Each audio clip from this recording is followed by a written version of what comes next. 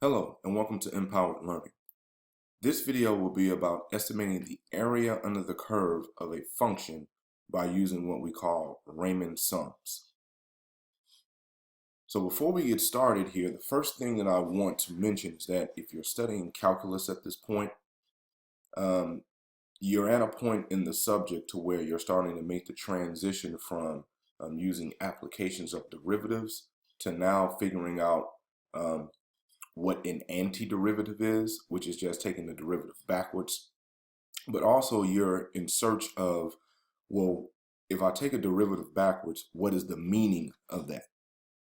And so what you'll see towards the end of this particular subject, or this subject matter within the subject of calculus, is that when you take a derivative backwards, what you're going to find out is that the area under the curve of the function is one representation of that. And the area under the curve of a particular function may have some important information that you need. Okay, so to give you a quick example here, I'm going to switch views here and just go to this blank page. And so let's say that we have a function that is a constant function. All right, so let's say have something like this. Let's say this is at 1000, and I draw this up until I get to this point here. And I'm going to say that this is 24 right here for our x value. And let's say this is going to be just dollars here. Now, one thing that this could represent is, let's say that we are investing in a particular investment, let's say like a rental property or something like that, and it pays us $1,000 a month. If we assume that that $1,000 a month is being paid in a continuous fashion, meaning at every moment of the day, within the days of each month, we get paid a little bit of that 1,000 to where right at the end of the month, we get paid that $1,000. Okay, so if we do that, then we know just by general multiplication, if I say I held this investment for 2 years, which is the same as 24 months, then I want to know how much money did I actually get out of that investment. Well, of course, I would just multiply 24 times 1,000. And of course, that would give me a total of $4,000, $24,000. Now, if you notice that the area under this curve here represents exactly that, where the width of that particular rectangle that's made by this constant function from 0 to 24 is going to be 24, and the length or the height of the rectangle is 1,000. And of course, length times width gives us area. And so if we multiply again 24 and 1,000, we see that we get 24,000. So in a very simple case, that is some of the information that the area under the curve of a function can provide. Now, the reason why we use antiderivatives and Riemann sums and all that stuff is, let's say now, instead of it being a constant function, now we have a situation where it's like this over that 24-month period. Now, when we find the area under the curve, it's not as simple as using a geometric shape, because what we're saying right here is that we start off making $1,000 a month, but we're exponentially increasing that over the 24-month period. And so in looking at it that way, we would need to find another way to be able to come up with an estimate for the area under the curve of this function, which would represent, again, how much money you actually got out of that particular investment, which is now exponentially increasing over a particular time period. Okay, so that's where we're trying to go here. We start off by basically getting a way, one out of many ways, to be able to come up with an estimate for the area under the curve of a function. And then later on, of course, you'll see in the subject that what you learned before, which is the antiderivative, taking derivatives backwards, and finding the area under the curve of a particular function, they do have a relationship to one another. And when you get to that point to where you understand that relationship, you now get to the fundamental theorem of calculus, which basically bridges differentiable calculus, which is everything that you did with the derivatives and applications of that, to integral calculus, which is interpreting the area under the curve of a function as being its antiderivative over a particular closed interval of x values. Okay, so that's sort of an overview of where this whole subject goes at that point. But again, in this particular video, we're going to focus on just estimating the area under the curve of the function. So at this point, we're making a transition from differentiable calculus, and that is to find a succinct way to express and find the instantaneous rate of change to integral calculus. And in integral calculus, we're concerned with the following questions. So when could I undo a derivative of a function, and what info would that possess? In other words, that's our antiderivative. How can I express the area under the curve or between two or more curves of a function and express that as some other function of x? And then lastly, are the area under the curve of a function f of x and the antiderivative of f of x related somehow? And so I sort of touched on that and kind of gave you what the end story would end up being. Okay, and so we're going to address the second question later on, but in the first question, if you're studying calculus, you've found out that the first question you've already kind of touched on. Okay, now let's go back to the second question. So why would we even want to ask that question? And let me go back here. So how can I express the area under the curve of a function or between two or more functions and express that as some other function of x? So why would I even want to do that? Well, as I mentioned before, the area under the curve of a function f of x could have vital information that could be used to solve problems. Also being able to express things such as types of motion, rate of change, and other phenomena in terms of algebraic functions, it makes it easier extracting the information about these situations. Okay, so here we start off now and we note that since we're talking about areas, that geometry has some pre-made formulas for us for certain shapes. So of course we have squares, rectangles, right triangles, and trapezoids. Okay, if we put this in a Cartesian plane here, this is what these particular shapes would look like. And of course, just like how I did in my last example, we see that, hey, if I have a square or a rectangle, I could easily just calculate what is the width here, what is the length there, and multiply to get the area. Of course, with a right triangle, we have 1/2 times the base times the height.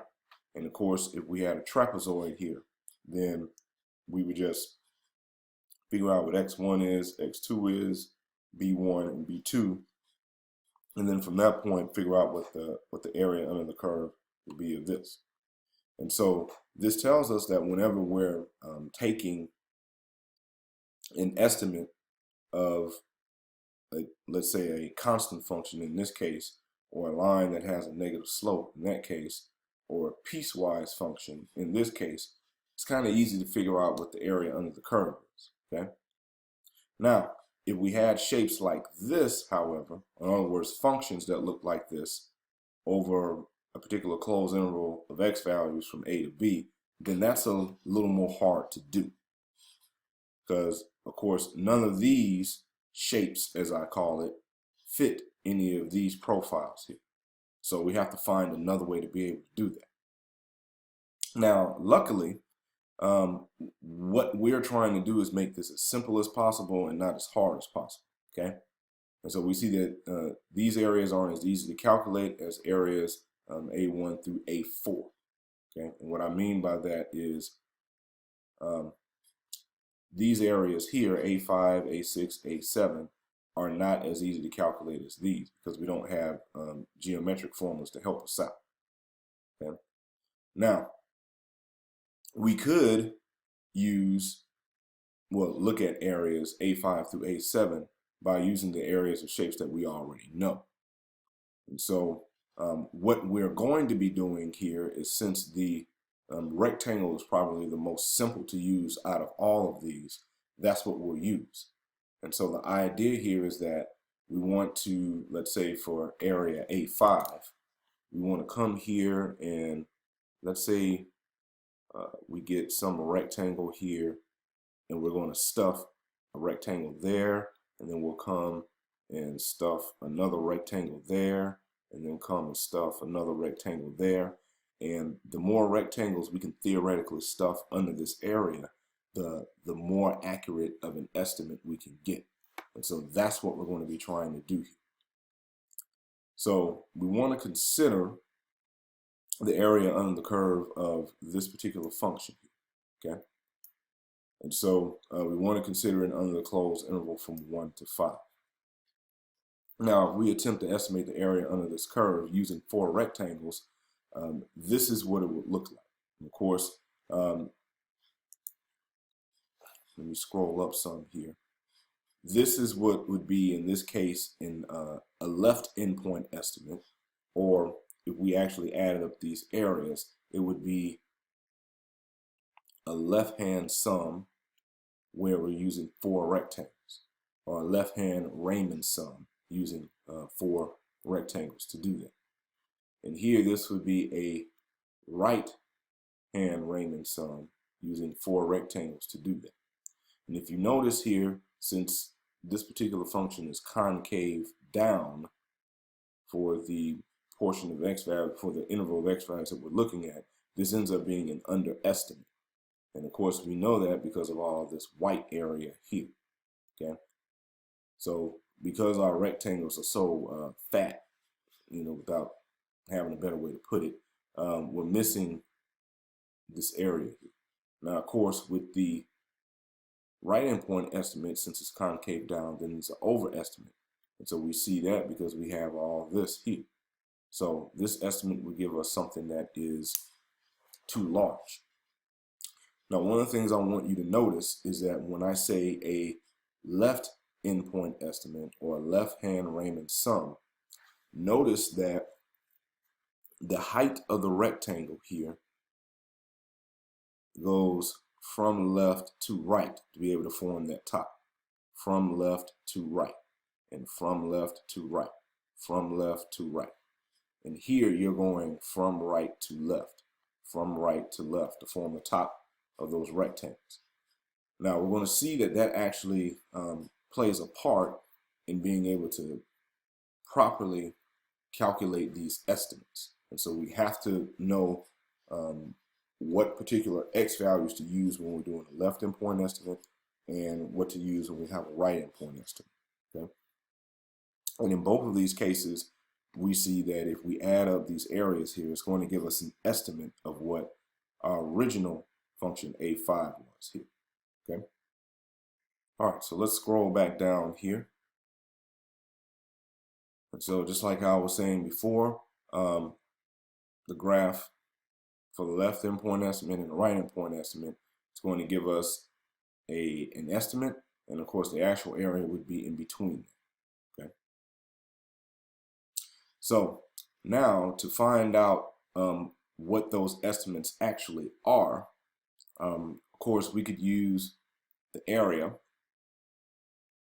by looking at the width and the length of each of those rectangles to do that. And so going back here, you see I have S sub 1 is equal to 7/4, or if I wanted to put that in decimal form, that would be 1.75. Okay. Now going back up to this graph here, we see that when x is equal to 1, its corresponding y value is 1.75. So that's how we get the height of rectangle S sub 1. And of course, that is where S sub 1 is, that particular rectangle. Now, here, if you notice, for when x is 2, we have a value of 3 for the height, okay? And so we need to take note of that. And for when x is equal to 3, we know that the corresponding y value is 3.75. And when x is 4, we see that that value is actually 4. And of course, at 5, we see that it goes back down now, and now it's here, and it goes back to 3.75. Okay? And so, in knowing that, we can actually compute what these areas are. And so for the S sub 2, of course, the corresponding y value for that would be 3. And of course, the difference here, or the width of the rectangle, is just going from 3 to 2. And if you notice, that's still equal to 1, and we just have 3 here. Okay? And from what we saw before, the y, or the height of the rectangle of the third area is 3.75. And of course, this is difference of 4 and 3, which just gives us 3.75. And S of 4 is that. Okay? And so notice that we have divisions in between the x values of just 1 unit. And notice that we used S sub 1, S sub 2, S sub 3, S sub 4. When we did that, we used the corresponding y values here of f of 1, and then f of 2, and then f of 3, and then f of 4. So in other words, we use the values of x equal to 1, x equal to 2, x equal to 3, and x equal to 4 to figure out the heights of our rectangles here. Okay? And so that's why the left endpoint estimate uses the leftmost x values. So to make this plain here, when we start off, we have, let's say, an x sub 0, which is going to be 1, and then an x sub 1, which is 2, x sub 2, which is 3, x sub 3, which is 4, and x sub 4, which is 5. And so when we look here, if we use the leftmost endpoints, then we use everything from x sub 0 to x sub 3, which is 1, 2, 3, 4 x values. And then if we do a right endpoint estimate, then we start at x sub 1 and go to x sub 4. And so that's exactly what we're going to be doing over here. So here, of course, we use x sub 0 to get that, x sub 1, x sub 2, x sub 3. But now for this one, we're going to use x sub 1, x sub 2, x sub 3, and x sub 4 to do that. Okay? So of course, the corresponding y value when we have x sub 2, and of course x sub 2 is equal to 3 right here, then we know that when x is 3 for that function, it's going to be 3.75. And of course, this is in between that is from 3 to 2. And of course, that's just 3.75. Okay? And so at x sub 3, which is 4, the corresponding y value for that we saw was just 4. And that's going to be 4 minus 3, which gives us 4. And then for x sub 4, s sub 4, we have to use x sub 4, which is 5 here. And f of 5 is going to be 3.75. Okay? And this will go from 5 minus 4 for the width. And remember, that's the width of the rectangle, and that's the length or the height. Now, if you're having trouble following along how I'm calculating all these values here, one thing that you can do to easily get them is just put it into your calculator.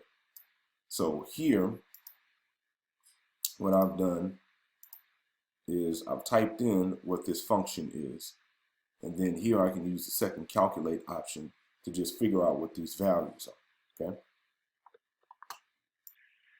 All right, so if I go to second, and then calculate, and then do value, you'll see that I have this here, and something's not right there, so I need to make sure that that's looking the way it's supposed to. Yeah, okay, I have an extra pi that's there that I shouldn't have. And I need to insert a negative. So let's insert a negative sign there.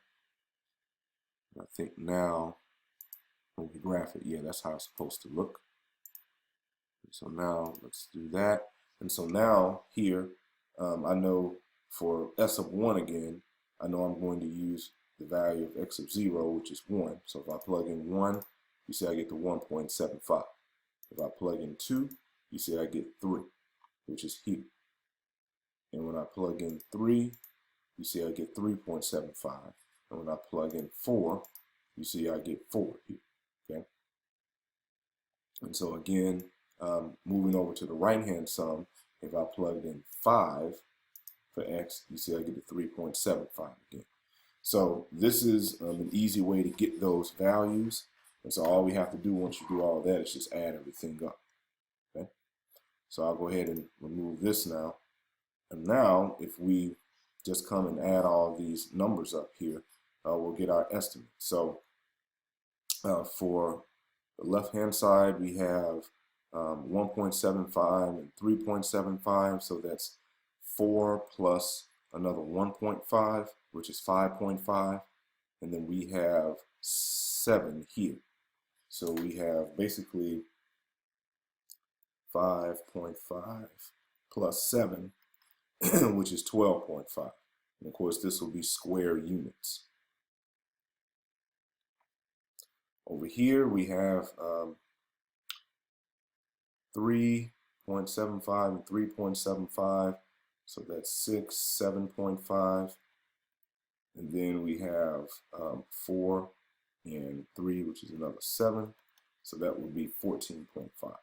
So we see that our estimates here are in between 12.5 and 14.5, and well, the estimates are 12.5 and 14.5, and our actual area excuse me, is in between 12.5 and 14.5. Okay.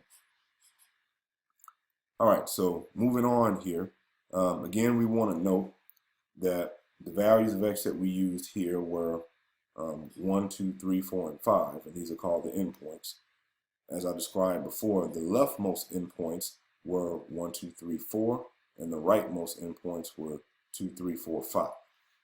And so to make this plain here, the leftmost points, this is what we use for the left-hand sum, and the rightmost points we use for the right-hand sum.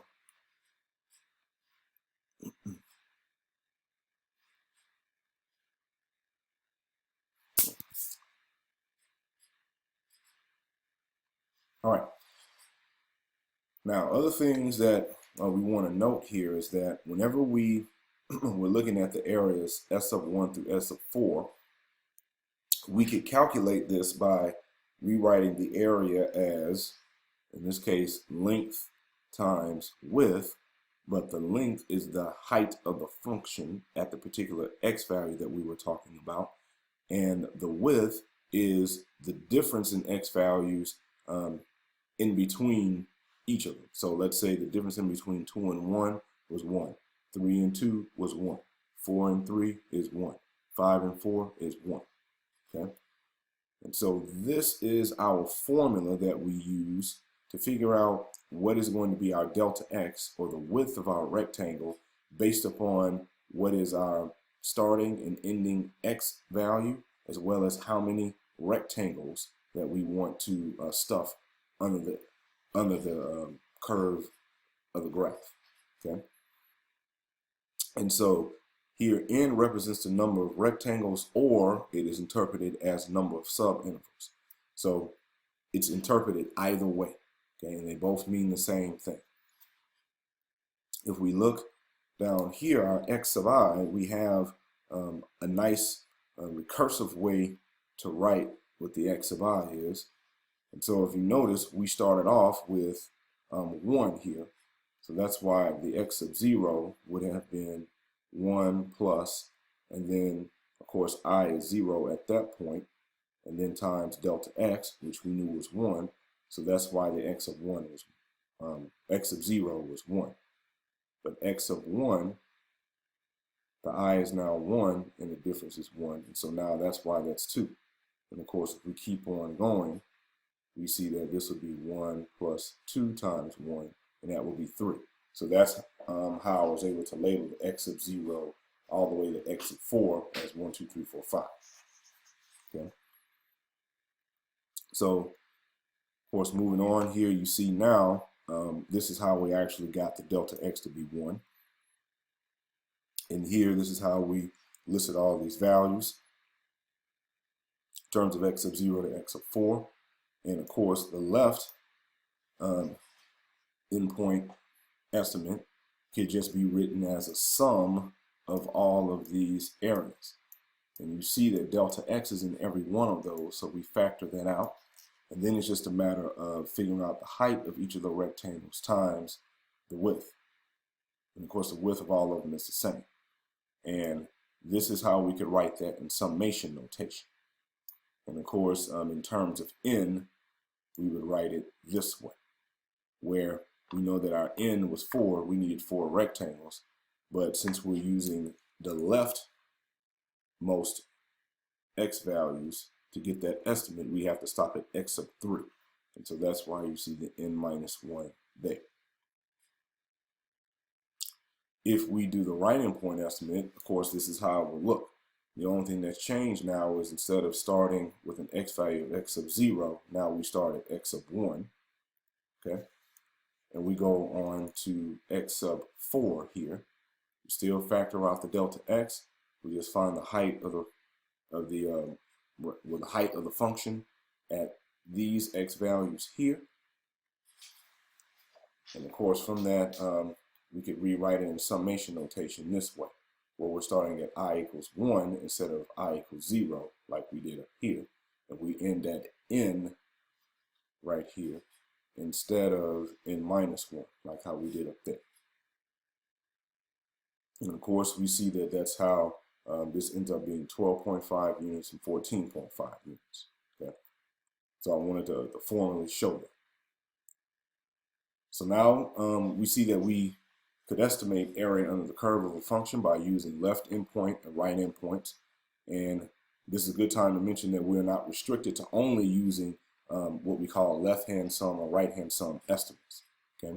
We could randomly pick any x value within the interval from A to B and calculate other estimates as well.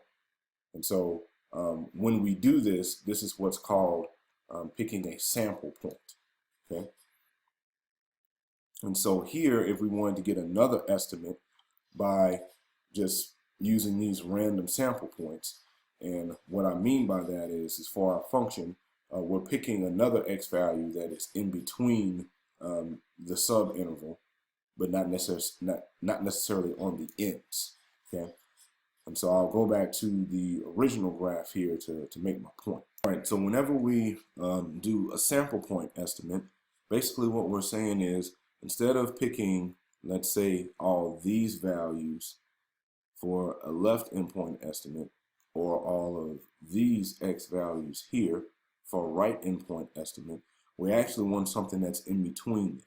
So we could do like right halfway in between, and if we did that, that would be what is called a midpoint estimate, or we could do something, randomly in between all that. All right, so clearing those out, let's say I wanted like 1.25 here. So I would put it here. And let's say I wanted 2.5 there. And then let's say I wanted 3.75, so I'll pick that. And then after that, let's say I wanted 4.5, then I'll pick that. Then of course, moving up to that, that would give me another height of a rectangle. And of course here, I would use this as a corresponding height for a rectangle, and so on and so forth. Okay, so that's what I mean by picking a sample point. All right, so moving back to here, we know that if we're going to find out what an estimate of the area under the curve is using these sample points, we could easily just do the sum from, let's say, I equals 1 to 4 of f of x of I with a star times delta x. And the star just means we're picking some a point that's going to be in between, well, we're choosing an x value that's in between our subinterval.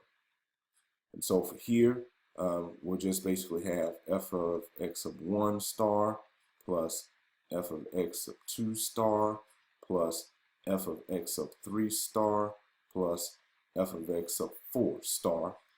And all that will be multiplied by delta x. Scrolling this way, we can easily find out what these values are by just plugging them into our function again. Okay, so now with our calculator here, let's say I want to figure out what f is at 1.25. Okay, so you see there I have the 2.109375. Okay, and so I'll just write these down as I go through them, and we'll tally them up all at the end.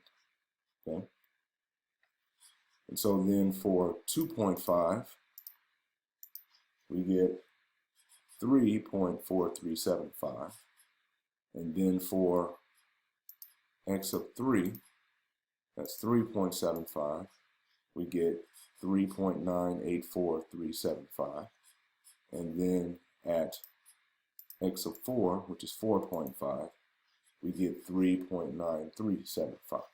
Okay, and so all of that will be multiplied times the delta x here. So we come and write all this out. We just have 2.109375 plus 3.4375 plus 3.984375 plus 3.9375. And of course, our delta x for all of this is still 1, because we know our delta x is b minus a over n, and that's 5 minus 1 over 4, which is just 1. Okay, so if we just add up all of these values here, then we'll get what our estimate is. So I'll go ahead and do this now and let you know what we get.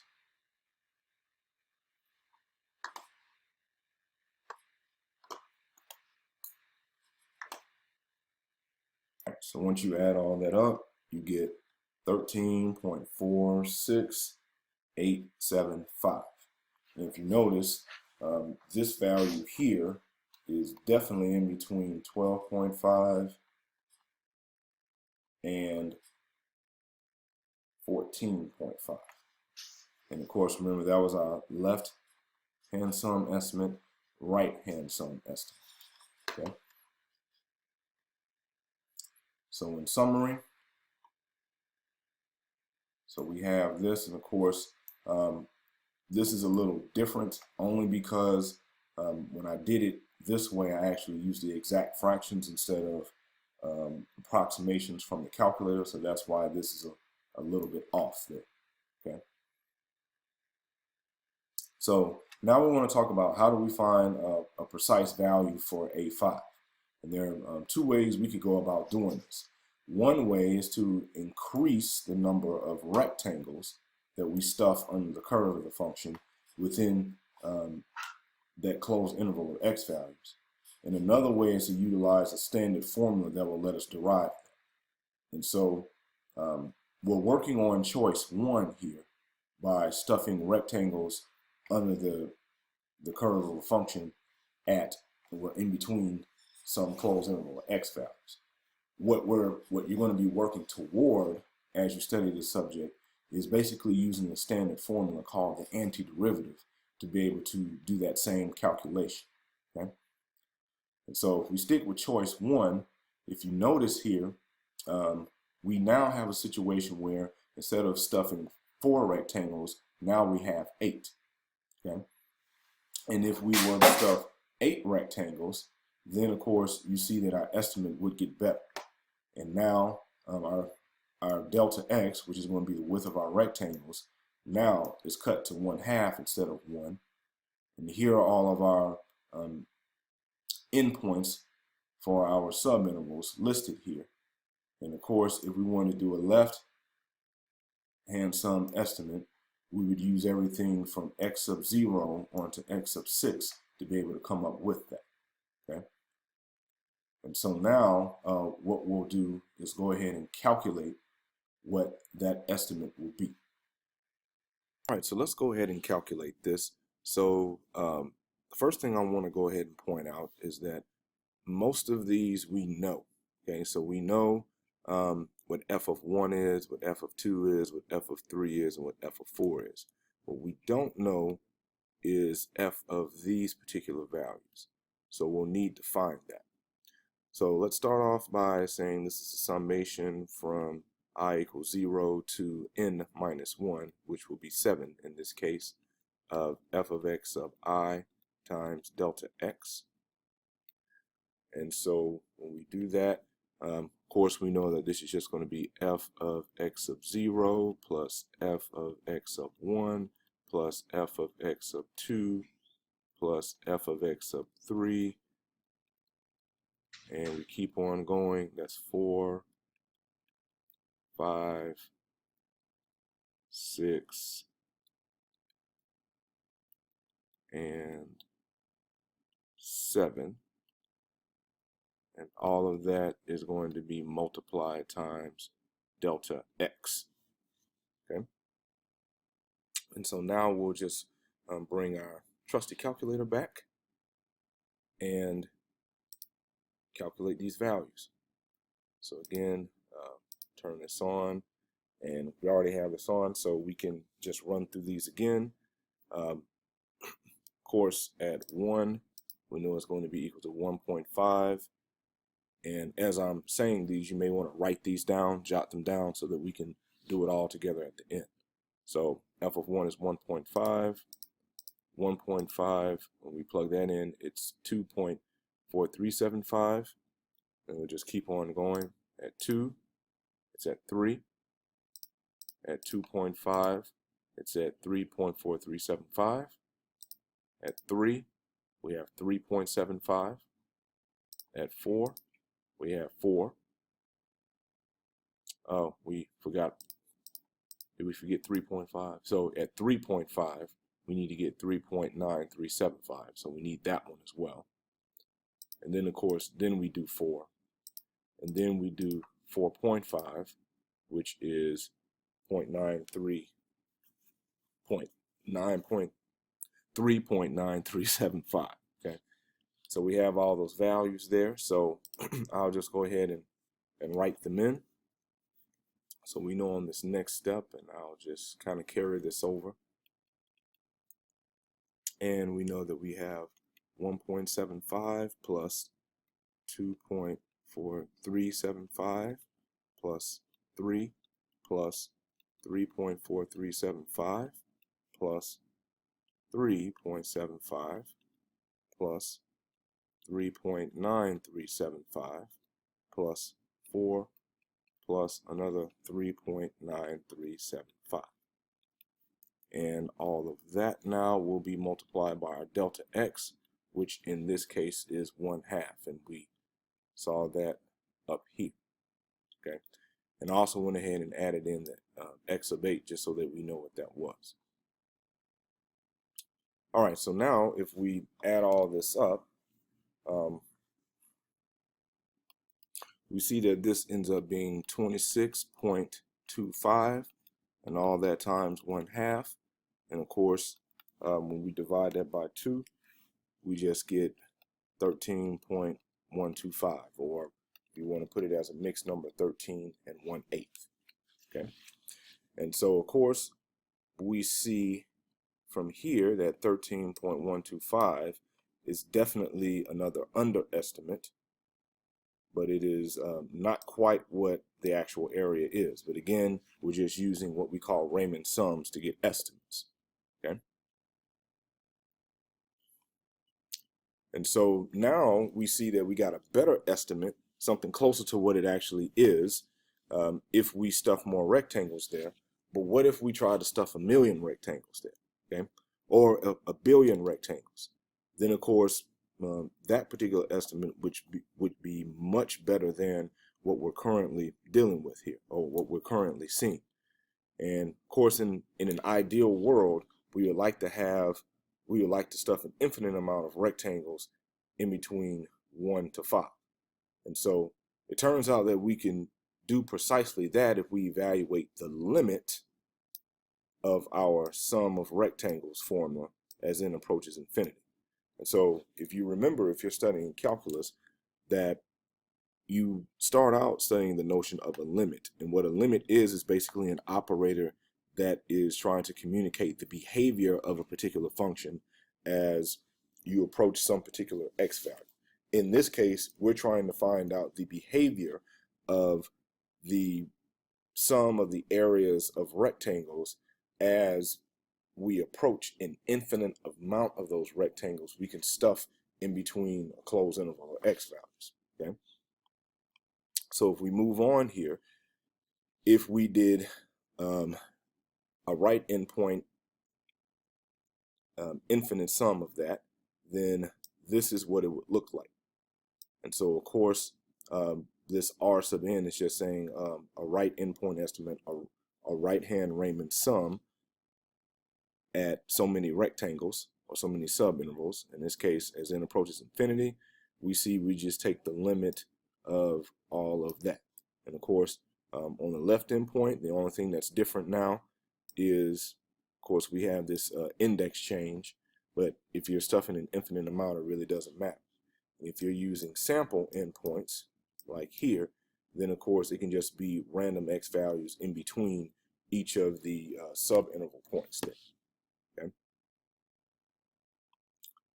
Now, we want to take some time to apply this particular knowledge to solving a problem where we want to find the distance of an object has traveled, but we only want to rely on information about the velocity in order to do that. And so let's look at this relationship in between position, velocity, and acceleration. Okay. So we know that whenever we were taking derivatives, that for a position function, the change in position with respect to time, or the change in position over the change in time, will be velocity. And of course, that's called the derivative. So the derivative of position is velocity. The derivative of velocity is acceleration. And the derivative of acceleration is jerk. So we know that in this case, we know the relationships in between position, velocity, acceleration, and jerk. Now, one thing that we do want to note is that speed is different than velocity. Okay, velocity is basically speed in a particular direction, but velocity is speed in a particular direction, but speed is actually non-negative. Okay, you can't go a speed of negative 30 miles per hour. You can go a velocity of negative 30 miles per hour, but you cannot go a speed of 30 miles per hour. Okay. So, like we said before, the derivative of position. So again, the derivative of position is velocity. The derivative of velocity is acceleration, and the derivative of acceleration is jerk. So we could look at this as expressing the area under the curve of velocity could give us what our position is over a particular time interval. And of course, if we looked at a curve that models acceleration, we can figure out what velocity is. And of course, if we looked at a curve of what jerk is, then we could figure out what the acceleration of a particular object is. So now let's move on to this example. So the first thing that we see here is that we have a speedometer reading for a motorcycle, okay? And we're given basically its velocity. And so the first thing that we want to know is what is the total interval of time the speedometer readings are taken from, okay? So in other words, we see that we're coming from 0 to 60 seconds. So we would just say that this is from 0 to 60. So the next thing that we want to do is assume that the first reading, which is at 30 feet per second, is at time t equals 0. Okay, and that's the initial velocity of the motorcycle. If we assume that, then we want to sketch a graph of the table above and use left endpoints on the interval to draw the rectangles under the and in the area under the curve of your graph to estimate that area. Okay, so what we're trying to do here is basically use this to draw the velocity function so that we can in turn figure out what the position of it is by looking at the area of the sum of all those rectangles that we draw. So first thing that we want to do here is just come up with a nice graph. Okay, so we know that we're going from 0 to 60. Let's see if I can here. And this is going to be in basically 12-second increments. So we'll come here, that's 1, 2, 3, 4, okay? And we know that on the high end, we have 30, and on the low end, we have 22 here, okay? So I'm going to come here and say, let this be 5, 10, 15, 20, 25, and 30. Okay. And so the assumption here is that since we don't have any other information in between 0 to 12, we're going to assume that the velocity is constant in between each time interval. Okay. So of course this is 12, that's 24, 36, 48, and then 60.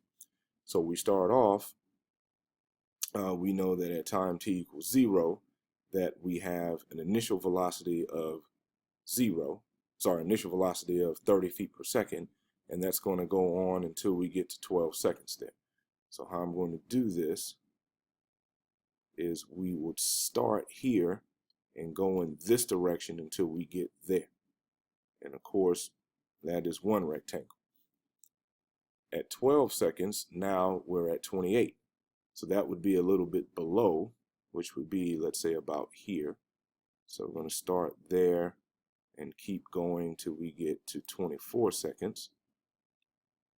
And then after that, we go down to 25, which would be about there.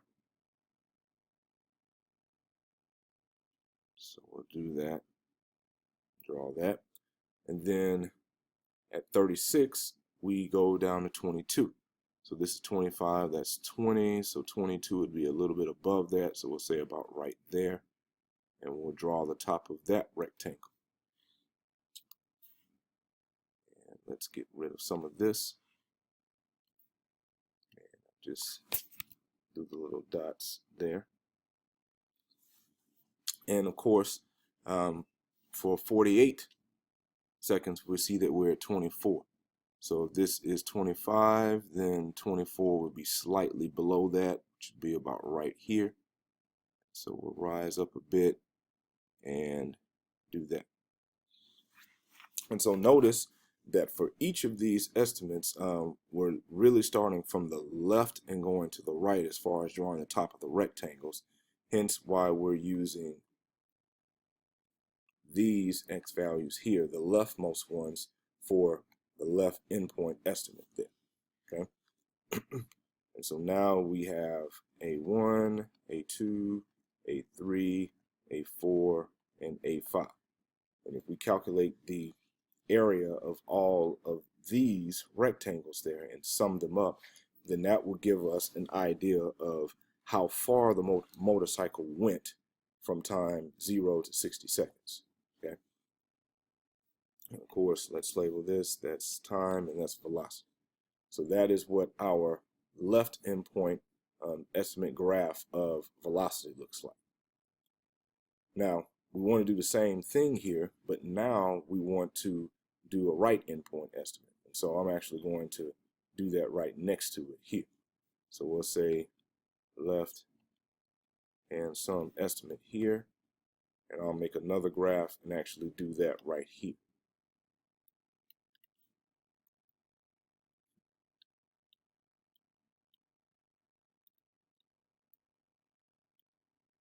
So that's 12, 24, 36, 48, and then 60. So here we got, oops, let's try again. 5, 10, 15, 20, 25, and then 30. So that's 30 here, that's 5 there. And so now what we're doing is we're using the right endpoints. So what we'll do here is instead of starting at 0, we'll start at 12. So when t, sorry about that, let's get back to where we were here. So when t is equal to 12, let's get that, okay. So when t is equal to 12, we see that the velocity is 28. So if this is 30, then that would be 28 about here. Now we go from right to left. And we have our top of our rectangle drawn there. And so we'll just do some dotted lines here going down. And so next, at 24, we know that the height of that is 25. So we'll start here and then come back this way, do our little dots.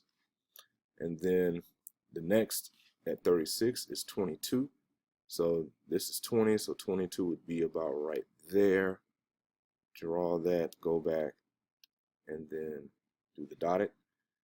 And then for 48, we go up to 24.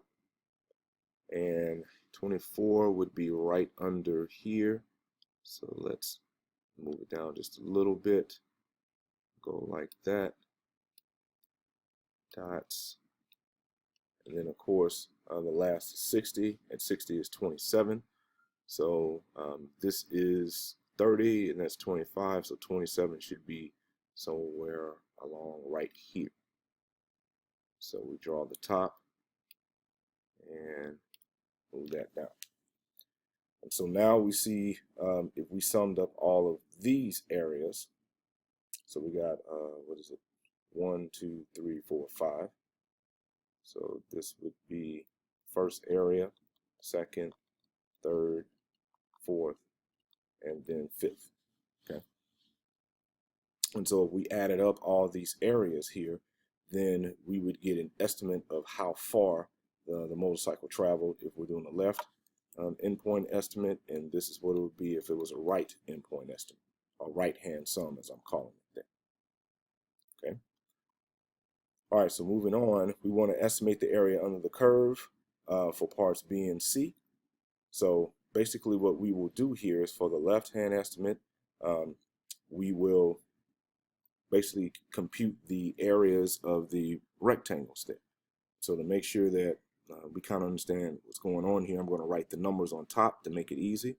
So that would be 30, 28, 25, 22, and 24. So that way now we know the height of each one here. And of course, going the other way, for that one, that will be 28, 25, 22, 24, and 27. Okay. So now that we have that, we can actually come in and use our calculator to figure out what this is going to be. So let's Come here, quit this, and now we know that to get the sum of this, we just do sum of all of these.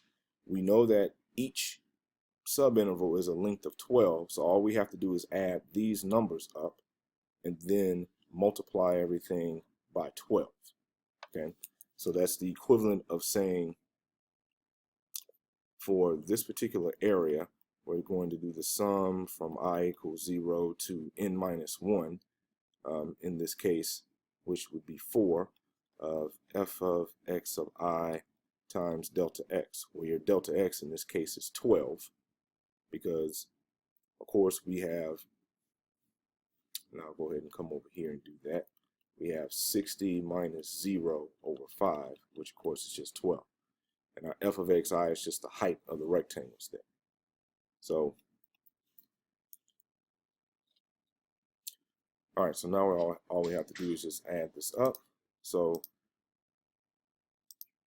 let's see, let's clear that. So we have 30 plus 28 plus 25 plus 22 plus 24. And that will be 129. We multiply that times 12, and we get 1548. So that is what our lower or left endpoint estimate would be. And let's just clear that up. Got 1548. So now we'll come back and do the same thing with the right endpoint estimate there. So for the right endpoint, we'll start at 28 plus 25 plus 22 plus 24 plus 27. And do all that and then multiply that by 12. And we see that that's going to be 1,512. So we do this. This would be that once we work all that out. Okay. And so the units for this, of course, would be feet. And so these areas here are just telling us, hey, from 0 to 12 seconds, the area represents how far the motorcycle went. And then from 12 to 24, we go a little further distance. And if we add all these up, we see that for the right hand sum estimate, we went a total of 1,512 feet. And for the left hand estimate, it was 1548. So we see that in this case, the right hand estimate is the lower, and the left hand estimate is the upper estimate. Okay. All right, so moving on here.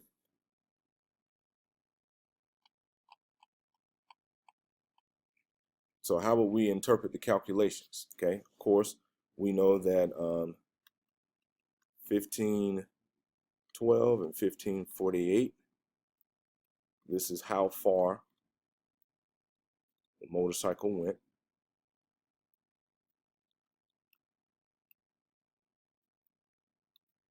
From the time period of 0 to 60 seconds. Okay. And of course, we know that this is going to be the underestimate and this is the overestimate. Okay. And of course, in this case, the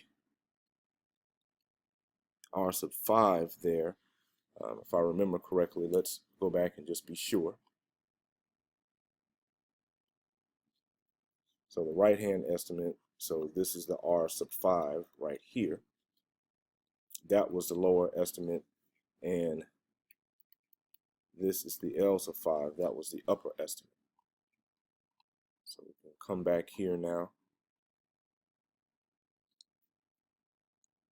and say that this was the lower or underestimate.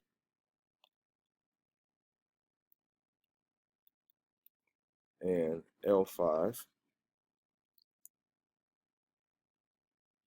this is the upper or overestimate.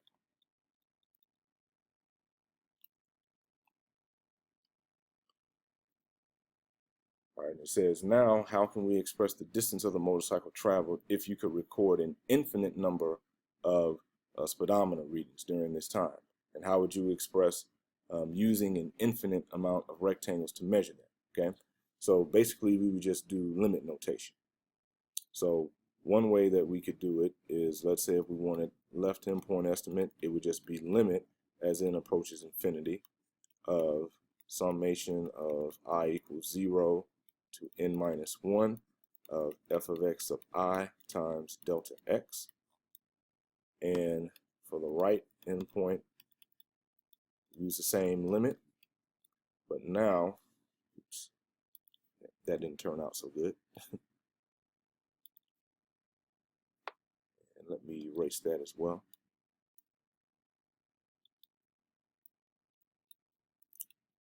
So that is I to 1 n, and then from here this would be f of x of I delta x. So pretty much look the same way there. All right, so last thing that we want to talk about is actually finding the area under the curve using the infinite sum. And so what we want to do is recall from algebra what a sequence is. And of course, a sequence is just a function whose domain is a set of natural numbers. And this is just one example of that. And this is actually an alternating series. So if we have identified a sequence, then there's certain characteristics that sequences possess. And so one of those is whenever we add up all the terms of a particular sequence, that's called a series.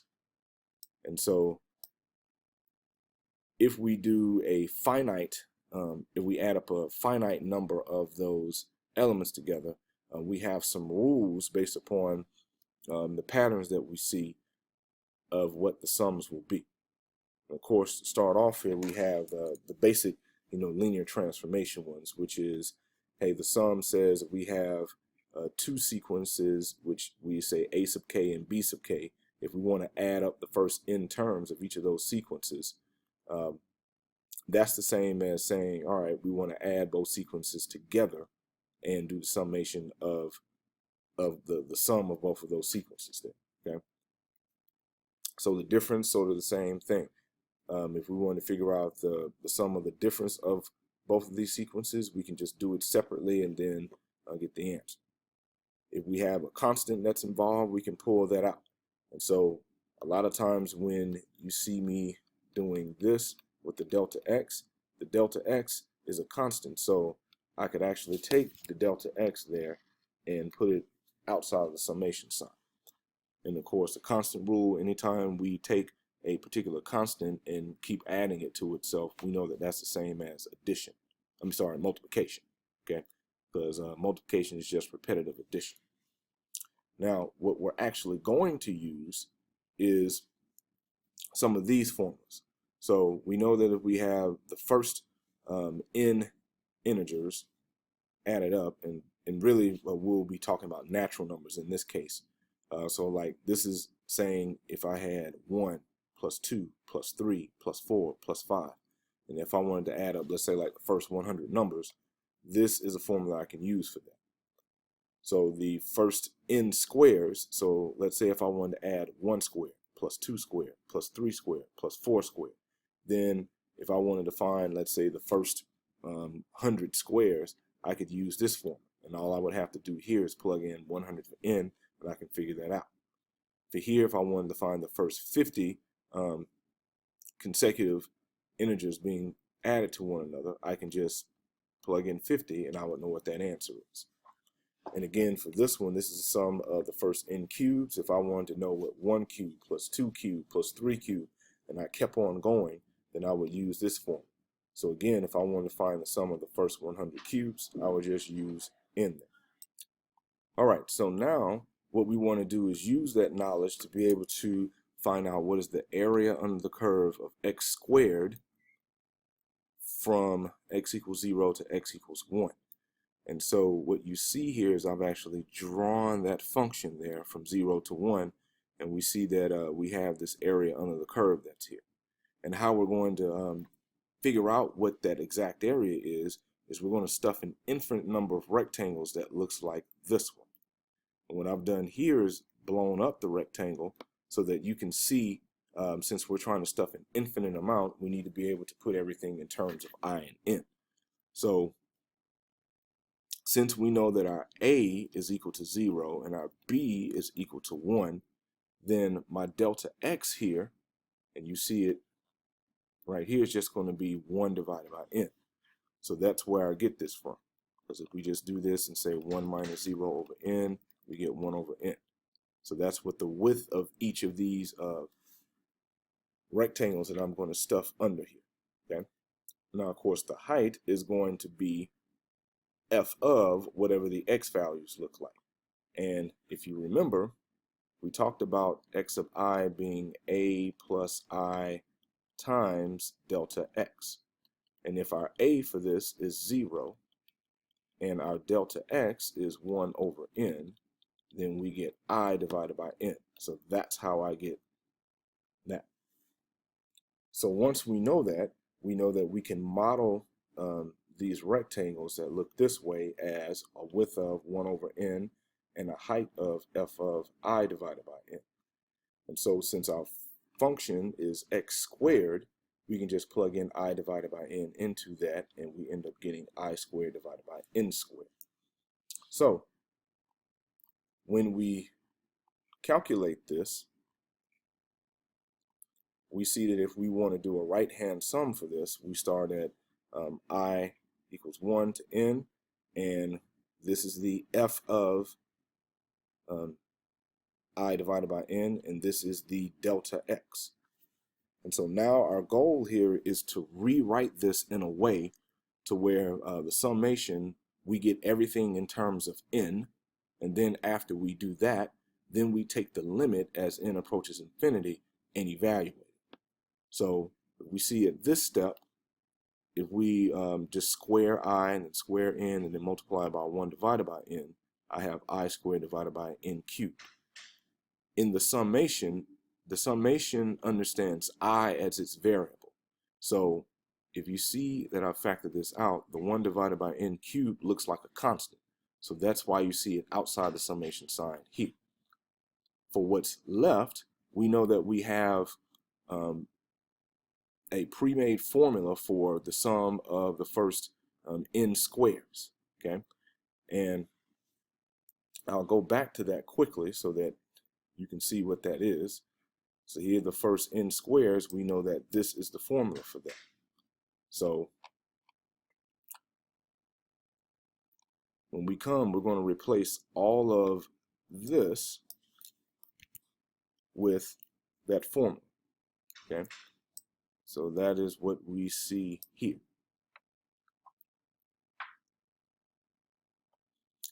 And so once we're done doing that, then we just do some simplification now.